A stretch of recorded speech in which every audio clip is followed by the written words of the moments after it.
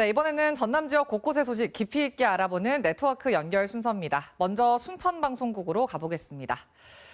네, 황윤진 앵커, 새 정부에서 풀어야 할 전남 동부권의 시급한 현안들 어제부터 짚어주고 계신데 전남권 국립의대 신설도 그중 하나죠. 네, 지난 정부 전남 국립의대 신설은 청신호가 켜지는 듯했지만 의대 정원 갈등 등의 여파로 사실상 뚜렷한 결과를 내지 못했죠. 이런 가운데 이재명 대통령은 후보 시절 전남의 지역 공약 1호로 의대 설립을 내세웠는데요. 새 정부 출범과 함께 지역의 현안을 짚어보는 기획보도. 오늘은 전남의대 신설 문제를 유승용 기자가 따져봤습니다. 성남시장 시절 성남의료원을 설립했던 이재명 대통령은 대선 과정에서 필수 공공의료의 중요성을 강조했습니다.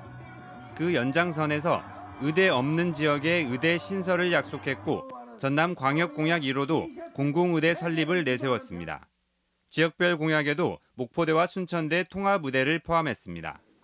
지난해 추진하다 윤석열 전 대통령의 비상계엄 여파로 사실상 무산됐던 전남 국립의대 유치가 새 정부에서 현실화할 가능성이 높습니다. 1차 관문은 이번 주 출범한 국정기획위원회입니다. 이재명 정부 운영에 큰 틀과 우선 과제를 정하는 만큼 전라남도는 우선순위로 반영하도록 공을 들이고 있습니다. 교육부와 보건복지부를 방문해 국정과제 반영을 건의했습니다. 앞으로도 국정기획위원회 위원님 면담 등을 통해 전남 국립의대 설립 필요성에 대해 설명하고 공감대를 넓혀나갈 계획입니다. 하지만 인천과 경북 등 다른 지역 공약에도 의대 설립이 포함돼 안심할 수 없다는 우려도 있습니다. 동시에 세 곳의 의대 신설이 추진될 경우 의대 정원 증원에 반대하는 의정 갈등이 재현될 수 있기 때문입니다. 이와 맞물려 지역의사제와 공공의대 공약에 대한 의료계의 반발도 변수로 꼽힙니다.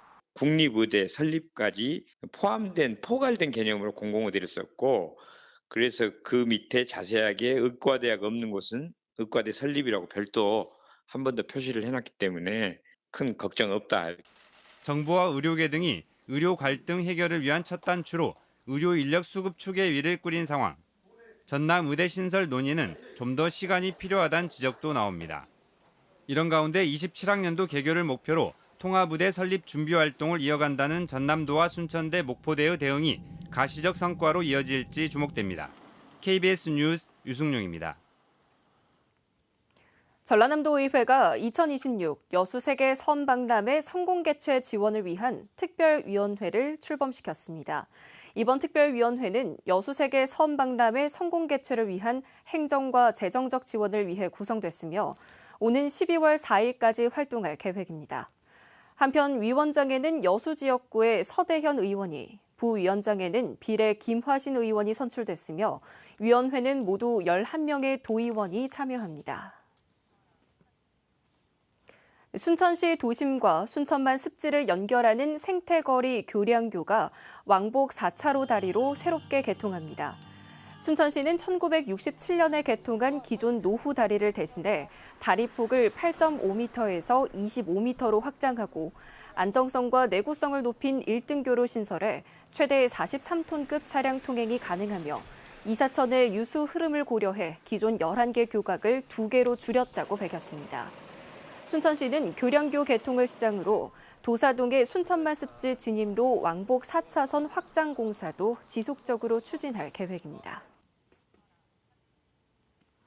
순천의 대표적 세시 풍속인 송천 달집 태우기 전승에 앞장서 온 김재철 선생이 전남 무형유산 명예보유자로 인정됐습니다. 순천시는 최근 전남도 국가유산위원회가 김 선생의 전승활동 업적 등을 심사해 무형유산 명예보유자로 지정했다고 밝혔습니다. 송천 달집 태우기는 순천 월동면 송천리 송산마을의 전통 행사로 1994년 전남도 무형문화재 제24호로 지정됐으며 김 선생은 마을 단위 보존회를 만들어 1988년 전국 민속예술경연대회에서 최우수상과 국무총리상을 받기도 했습니다. 지금까지 순천에서 전해드렸습니다.